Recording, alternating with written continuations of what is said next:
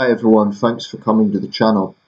If you're new to my channel and you like my content, please do subscribe. I'm around the 2,000 subscriber mark, so that's a good landmark, a good point to be at. So I'll make a particular video on that. But anyway, if you like my content, if you're interested in my content, please do subscribe. Feel free to share the videos. So I want to talk about a situation I think is clearly developing. We have this awful conflict in the Near East, and I think we're seeing a sort of microcosm of geopolitics playing out here. Recently there was a vote at the UN drafted by 22 Arab states. This was non-binding, but it was a vote for humanitarian truce in Gaza. And it went with, if I've got the figures correct, 116 countries for the motion, 14 against, 45 abstentions, if I've got that correct. I didn't watch it live, and I'm not sure the precise breakdown of the countries, but I know the United States was among those against. They argue that this would be just bring it back to square one. Now, the other argument is that it's only a truce, it's not a full ceasefire. A full ceasefire would bring things back to square one, and Israel is arguing that that would be totally counterproductive, because it would be putting this conflict on freeze and then it would just start all over again. But the point about a truce is to allow humanitarian aid in, and I have to say I veer towards that.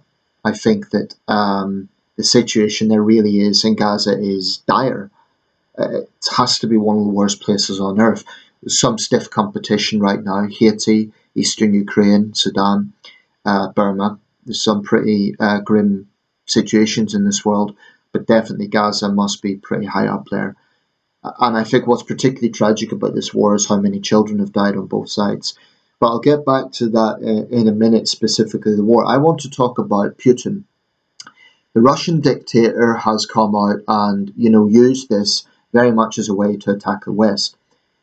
It shouldn't be forgotten, on the very day that Israel suffered its worst ever terror attack on October 7th, and it's been estimated that if a similar scale attack happened in the United States in proportion to the population, it would be the equivalent of 52,000 Americans being killed, or somewhere around that.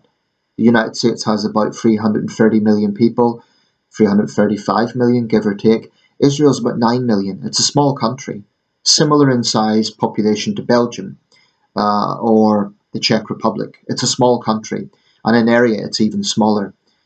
22,000 square kilometres, that's about, I worked this out, perhaps Northern Ireland plus a couple of English counties. It's a small country. So that has to be understood, the gravity of that attack on October the 7th. But anyway, Russia, unlike Israel, isn't a small country. It's a huge country. It's the biggest country in the world. Now, Russia has experiences in missed attacks. What does Putin do? He invites Hamas to Moscow. But anyway, I digress. The day of the invasion, Putin was scoffing at Israel. He said they were embarrassed by this, and he was basically scoffing at the darkest hour. What does that tell you about Putin's so-called humanitarianism? It's grotesque, absolutely grotesque. Has to be said, Trump done the same thing on the day that Ukraine was invaded. Trump was saying this is embarrassing for Biden, and it was a genius move by Putin. These demagogues, in their egoism, in their sound bites, they forget human beings. And it's grotesque. But the hypocrisy of Putin is infuriating, and what is particularly galling is that a lot of people will buy into this because, like I say, there's geopolitics playing out. So let's look at Putin's record. The most glaring one, of course, is Ukraine. Violently invading a sovereign country after claiming it was just military exercises, so he lied to the world, right? Displacing millions of Ukrainians, murdering thousands of civilians in atrocities like those at Mariupol and Bucha, torturing prisoners of war. This is what his forces have done.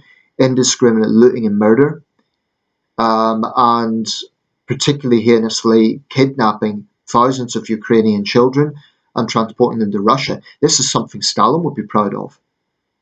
I mean, it is sinister. I would argue it's just as sinister as what China's doing in its concentration camps to the Uyghurs, so-called education centres. I mean, it's one of the greatest crimes of the 21st century. That's the most glaring one, but Putin's been in power for a long time, the entire 21st century. We look at the Second Chechen War, a very brutal war, where Russian forces again carried out some appalling acts. And it was both ways, the Chechens did as well. I'm not suggesting they were innocent of when it came to humanitarianism. And Russia did suffer some severe Islamist attacks. There are some who argue there was inside operations. Alexander, uh, um, the Russian dissident Alexander, not Lukashenko, that's a Belarusian dictator, um, Litvinenko. Had argued in his book Blowing Up Russia that there was significant evidence that the FSB was involved. Sorry for the brain freeze just now. That's not a mistake you want to make between, the Belarusian puppet of Putin and the Russian dissident. But anyway, I'm still reading that. I'm not going to speculate too much on that. I think it's possible, but nevertheless, Russia suffered Islamist attacks. So this surely it should show the Russian people the hypocrisy of this man. That he puts down Islamists in Chechnya, and yet he puts his puppet Ramzan Kadyrov in power there, who rules with an iron fist, arguably even worse than Putin's himself. I remember when Kadyrov paraded a poor woman on TV because she'd criticised him. I mean, Kadyrov's a thug, Um, but for Putin to talk about peace and to lecture the West, this is a man who not only all his crimes in Ukraine, not only what happened in the Second Chechen War, when Chechen villages were just razed to the ground, Chechens were tortured by Russian forces. Also, we look at the Georgian War, the invasion of Georgia in 2008.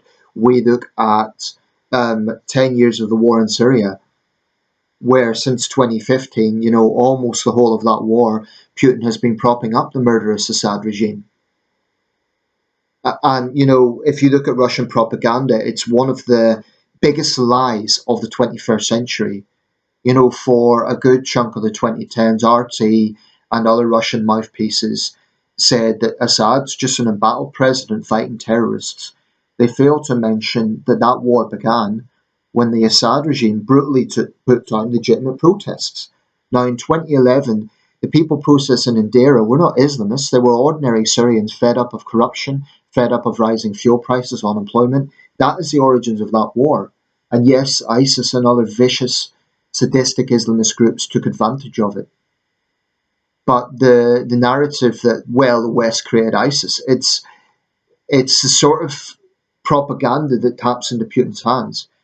ISIS actually came into the situation in Syria after the UN resolution drafted by the West condemning Assad's use of force in Syria, his murder of Syrian civilians, his dropping of barrel bombs.